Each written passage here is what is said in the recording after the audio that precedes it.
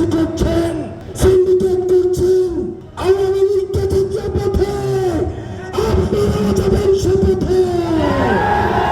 আমি versus dummy election হয়েছে, সেই প্রশাসন এবং সেই পুলিশকে সংস্কার না করে আমরা আর কোন নির্বাচন আমরা আপাতত চাচ্ছি না। আমরা ভেবেছিলাম চা শ্রমিকদের নিয়ে আর কোন সিন্ডিকেট হবে না। আমরা ভেবেছিলাম ভারতীয় টমেটো আর বাংলাদেশে ঢুকবে না। কিন্তু 24-এ এই গণঅভ্যুত্থানের পরেও আমরা দেখেছি চাঁদাবাজি অব্যাহত রয়েছে। পাথর শ্রমিকদের নিয়ে সিন্ডিকেট অব্যাহত রয়েছে।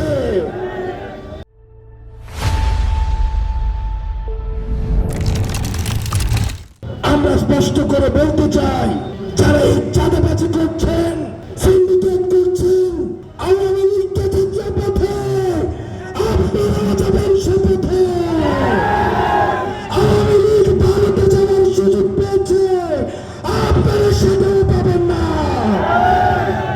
প্রিয় পঞ্চগড়বাসী, আপনাদেরকে সাক্ষী রেখে বলছি, যেই প্রশাসন দিয়ে, যেই পুলিশ দিয়ে মধ্যরাতে নির্বাচন হয়েছে, আমি ভার্সেস ডামি ইলেকশন হয়েছে, সেই প্রশাসন এবং সেই পুলিশকে সংস্কার না করে আমরা আর কোন নির্বাচন আমরা আপাতত চাচ্ছি না।